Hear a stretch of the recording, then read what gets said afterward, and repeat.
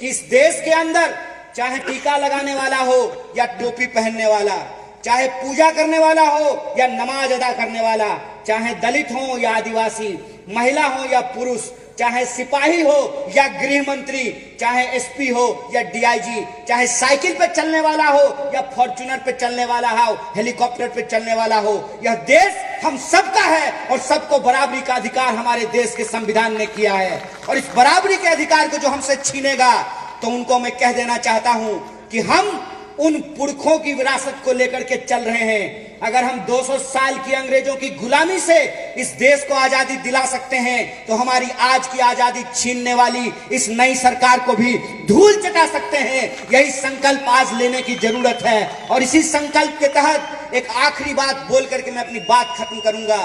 एक बात याद रखिएगा, कोई भी मंजिल पे पहुंचने के लिए पहले कदम की जरूरत होती है।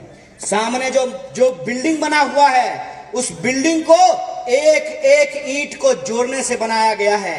इसीलिए मैं आप सबसे आग्रह करने के लिए आया हूं कि लोकतंत्र के लिए सिर्फ विधानसभा का चुनाव महत्वपूर्ण नहीं होता है, लोकतंत्र के लिए सिर्फ लोकसभा का चुनाव महत्वपूर्ण नहीं होता है, लोकतंत्र के लिए लोकल चुनाव भी महत्वपूर्ण होता है। इसीलिए मैं आप तमाम कार्यकर्ताओं से और इस प्रदेश की तमाम जनता से आह्वान करता हूं कि लोकतंत्र की मजबूती उसकी नींव में होगी और जो पंचायती राज व्यवस्था है वो लोकतंत्र की नींव है। इस नींव को हमको मजबूत करना है, कांग्रेस पार्टी को अपना समर्थन देना है और हमारे पार्टी के जो शीर्ष नेतृत्व हैं उनकी जो लड़ाई है, उसकी जो ईमानदारी है, उसको मजबूत करते हुए कांग्रेस पार्टी को मजबूत करना है, देश को मजबूत करना है। क्योंकि देश के लोगों से बनता है और लोगों का जो सवाल है वो सवाल है रोजी रोटी, कपड़ा, मकान, शिक्षा, स्वास्थ्य, सड़क, बिजली, पानी का सवाल है। अपने रोजी रोजगार के लिए, अपने हक और अधिकार के लिए, लोकतंत्र की सुरक्षा के लिए आप तमाम लोग हमारी पार्टी से,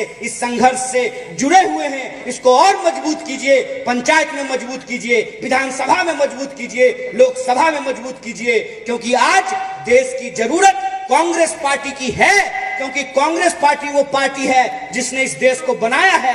135 सालों में इस देश के हक और अधिकार के लिए हम लड़े हैं और आगे भी आप तमाम लोगों के हक और अधिकार के लिए लड़ेंगे।